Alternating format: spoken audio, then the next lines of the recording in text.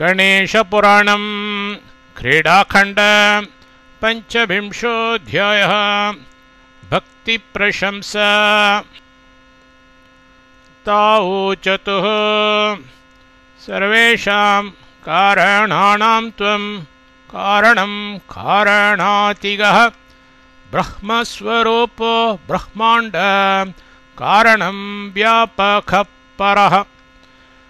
पासीदं सृजसे विश्वं त्वमेव हरसे नघ नानारूपैररूपस्त्वं नानामायाबलान्वितः।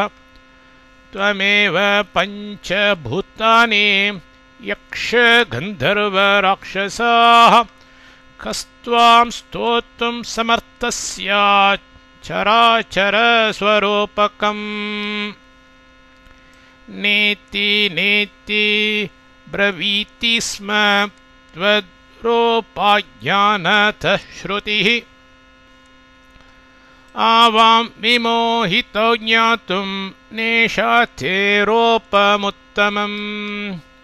मयि मानं न जानीवोऽनेकरूपस्य ते विभो कृतकृत्य भवत्यादद् अर्षणात् स्वप्रबोधुना। नानावतारैर्भुभारं हरसेऽनन्तशक्तितः कवच। एवं तयो स्तुतिं श्रुत्वा प्रीत्या प्रोवाच तावुभौ। विनायको बालरूपी कौतिकी मायी कोऽपि च तत्त्वज्ञो मत्प्रसादाच्च सर्वज्ञो च भविष्यतः। एवं दत्त्वा वरं देवस्तत्रैवान्तरधीयत। ततस्तो भूतिमतुलां कृत्वा सम्यग् विनायकीं कृत्वा प्रासादामतुलं रत्नकाञ्चन संयुतं स्थापयामास तुरभौ सनकश्च सनन्दनः। आख्यां च चक्रतुस्तस्य वरदोऽयं विनायकः गणेशकुण्डमिति च कृतं ताभ्यां सरोवरम्। अत्र स्नात्वा पूजयेद्यो वरदं तं विनायकम् सकामानखिलान् प्राप्य भुक्त्वा भोगाननेकशः। अवाप्य पुत्रान् पौत्रांश्च विद्यामायुर्यशो महत् धनं धान्यं यशश्चापि तत्त्वज्ञानं च शाश्वतम्। अन्ते वैनायकं धाम याति नास्त्यत्र संशयः कवच। यत्र देवा स गन्धर्वा यक्षाश्चाप्सरसां गणाः दृष्ट्वा सम्पूज्य देवेशं तत्रैवान्तर्हिताक्षणात् सम्प्राप्तविस्मयौ तौ च जग्मतुर्दिवमुत्तमम्। काशीराजोऽपि तत्रत्य समात्य सप्रजस्तुतम्। नानाद्रव्यैरलङ्कारैर्वस्त्रैरुच्चावचैरपि पक्वान्नैश्चाप्यनेकैश्च फलैर्नानाविधैरपि रत्नैर्मुक्तफलैर्पुष्पैर्दक्षिणाभिरनेकशः। पुपूज परया भक्त्या ब्राह्मणैः सह मन्त्रतः ब्राह्मणान् भोजयामास वस्त्रालङ्कारकाञ्चनैः। आशिष परिगृह्यैव नगरं पुनरागमत् तथैव ता प्रकृतयः पुपूजुस्तं विनायकम्। तथैव ब्राह्मणान् पूज्य जगृहो राशेषः पराः।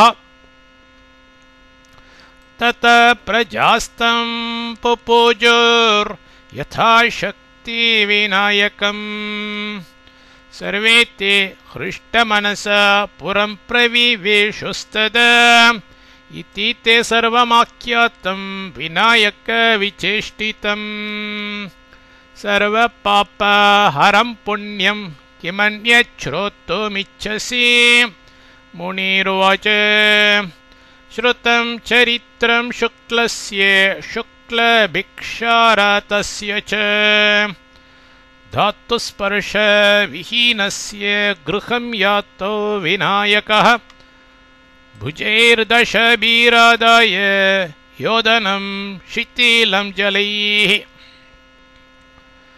जग्ध्वा त्यक्त्वा श्रमं तृप्तो दारिद्र्यं च व्यनाशयत् दत्तं गृहं तु शुक्लस्य शक्रस्य नगराद्वरम् सम्पदोऽपि तथा दत्ता या सन्ति ह्यलक्काधिपे स्वरूपं च तथा दत्तं यन्नास्ति मकरध्वजे ज्ञानं तस्मै तथा दत्तं यन्नास्ति चतुरानने अत्र किं कारणं ब्राह्मणस्तन्मे व्याख्यातुमर्हसि कवाच सम्यक् पृष्टं त्वया व्यास परमेश कथायतः पुनाति प्राश्निकं श्रोत्रोन् वक्तारं भक्तितश्रुत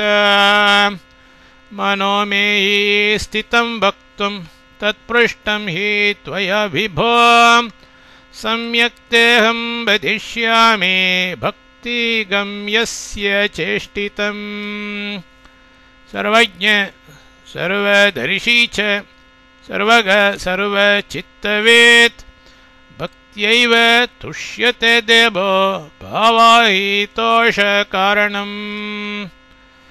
भक्त्याह्रतं पलाशं च जलं पुष्पं मनोहरं तेनैव परितुष्टो सावात्मानं च प्रयच्छति दम्भेन एलया वापि लज्जयापि परस्य वा महाधनं महावित्तं रत्नानि विविधानि च काञ्चनं राजतं मुक्ता दत्तं सर्वं वृथा भवेत् शमीपत्रेण तुष्टोऽसौ व्याधायादात्सलोकताम् प्रसङ्गतोऽपि दत्तेन भावं कृत्वा दृढं हृदि अनायासेन लब्धेन तस्मात् भक्तेर्गरीयसी अनायासेन लब्धेन तस्मात् भक्तेर्गरीयसी इति श्रीगणेशपुराणे क्रीडाखण्डे बालचरिते भक्तिप्रशंसा कथनं नाम 25तमोऽध्यायः।